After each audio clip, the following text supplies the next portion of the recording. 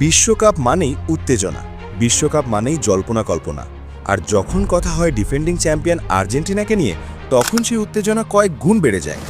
কাতার বিশ্বকাপ জয়ের পর 4 বছর পেরিয়ে গেছে, সময় বদলেছে, ফুটবল বদলেছে, কিন্তু বদলায়নি আর্জেন্টিনার একটাই লক্ষ্য, আবারও বিশ্বমঞ্চে নিজেদের শ্রেষ্ঠত্ব প্রমাণ করা। ঠিক এমন সময় আর্জেন্টাইন গণমাধ্যম টিওয়াইসি স্পোর্টস এক বিস্ফোরক প্রতিবেদন প্রকাশ করেছে, যেখানে বলা হয়েছে বিশ্বকাপের জন্য ২৬ সদস্যের একটি প্রাথমিক স্কোয়াড প্রায় তৈরি, এর মধ্যে ২০ জন খেলোয়াড়ের জায়গা প্রায় চূড়ান্ত, বাকি ৬টি জায়গা নিয়ে চলছে হাড্ডাহাড্ডি লড়াই। এই প্রতিবেদনের পর থেকেই আর্জেন্টিনার ফুটবল ভক্তদের মধ্যে শুরু হয়েছে তুমুল আলোচনা। চলুন ধাপে ধাপে পুরো ছবিটা ভেঙে দেখি। লিওনেল স্ক্যালোনির দল খেলবে গ্রুপ জেতে। গ্রুপ পর্বের সব ম্যাচই হবে যুক্তরাষ্ট্রে, যা আর্জেন্টিনার জন্য বড় সুবিধা বলেই মনে করছেন বিশ্লেষকরা। ম্যাচ সূচি: ১৬ June Algeria, ২২ June Austria, ২৭ June Jordan. এই ৩ ম্যাচ দিয়ে শুরু হবে বর্তমান বিশ্ব চ্যাম্পিয়নদের নতুন বিশ্বকাপ মিশন।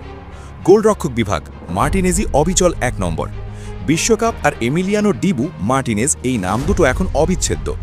কাতার বিশ্বকাপে সেভ, টাইব্রেকারে নায়ক, মানসিক চাপ সামলানো, সবকিছু মিলিয়ে মার্টিনেজ এখন শুধু গোলরক্ষক নন, তিনি আর্জেন্টিনার আত্মবিশ্বাসের প্রতীক। সংকুচিত: এমিলিয়ানো মার্টিনেজ, জেরোনি মোরুল্লি। তৃতীয় গোলরক্ষকের দৌড়ে ওয়াল্টার বেনিটেজ এগিয়ে। রক্ষণভাগ: অভিজ্ঞতা আর আগ্রাসনের নিখুঁত মিশ্রণ।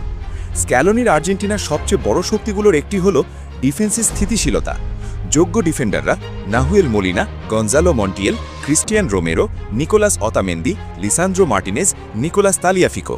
এই নামগুলো মানে আগ্রাসী মার্কিং, দ্রুত রিকভারি, বড় ম্যাচের অভিজ্ঞতা।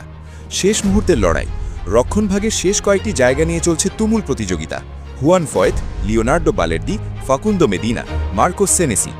বাম ব্যাক পজিশনে অভিজ্ঞতার কারণে মার্কোস আকুনিয়া এগিয়ে থাকলেও তরুণ ভ্যালেন্টিন বার্কো স্ক্যালোনির নজরে। মিডফিল্ড: স্ক্যালোনির সবচেয়ে বড় ভরসা। আর্জেন্টিনার খেলার নিয়ন্ত্রণ থাকে মিডফিল্ডে, এখানেই ম্যাচের গতি নির্ধারিত হয়।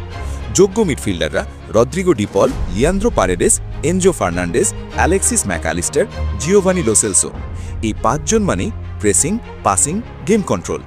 নতুন মুখ, নতুন আশা। জুলিয়ানো সিমিওনে, নিকোলাস পাজ, এই দুজন সাম্প্রতিক সময় স্ক্যালোনির আস্থার জায়গায় ঢুকে পড়েছেন। লড়াইয়ে আছেন এজাকুয়েল পালাসিওস, ফ্রাঙ্কো মাস্তান্তুনো। আক্রমণ ভাগ: সব আলো মেসির দিকেই। এখনও সবচেয়ে বড় প্রশ্ন একটাই, মেসি খেলবেন তো? টিওয়াইসি স্পোর্টসের মতে মেসি খেলতে চাইলে তার জায়গা নিশ্চিত, আর সেটাই স্বাভাবিক, কারণ মেসি শুধু একজন খেলোয়াড় নন, তিনি আর্জেন্টিনার হৃৎস্পন্দন। যোগ্য ফরওয়ার্ডরা Lionel Messi, Lautaro Martinez, Julian Alvarez, Nicolas Gonzalez, Thiago Almada. শেষ ফরওয়ার্ড পজিশনের জন্য হোসে মানুয়েল লোপেজ। বাদ পড়াদের গল্প: নাম আছে কিন্তু সুযোগ নেই। বিশ্বকাপের স্কোয়াড মানে কষ্টের গল্পও থাকে। আপাতত জাতীয় দলের ভাবনায় নেই পাওলো দিবালা, মাতিয়াস সুলে, আলান ভারেলা, ফাকুন্দো কাম্বেসেস। তরুণরা এখনও অপেক্ষায়: Claudio Echeverri, Valentin Carboni, Valentin Gomez. বিশেষ কেস আলেখান্দ্রো গার্নাচো। বড় ক্লাবে খেললেও ধারাবাহিক পারফরম্যান্সের অভাবে তার সুযোগ এখনও অনিশ্চিত। আরেকটি পরিচিত নাম আঙ্গেল কোরেয়া, নিয়মিত আলোচনায় থাকলেও স্থায়ী জায়গা এখনও পাকা হয়নি। স্ক্যালোনির হাতে এখনও সময় আছে, বিশ্বকাপ শুরুর আগে সময় এখনও হাতে রয়েছে। ফর্ম, ফিটনেস, ইনজুরি সবকিছুই বদলে দিতে পারে চূড়ান্ত স্কোয়াড। একটা বিষয় নিশ্চিত, স্ক্যালোনি কোনো নামের কারণে নয়, পারফরম্যান্সের কারণেই সিদ্ধান্ত নেবেন। ডিফেন্ডিং চ্যাম্পিয়ন হিসেবে আর্জেন্টিনার উপর চাপ আছে, কিন্তু সেই চাপই তাদের সবচেয়ে বড় শক্তি। প্রশ্ন একটাই, এই স্কোয়াড কি আবারও বিশ্বকাপ জয়ের গল্প লিখতে পারবে? উত্তরটা মিলবে মাঠেই। ভিডিও ভালো লাগলে লাইক, সাবস্ক্রাইব আর শেয়ার করতে ভুলবেন না।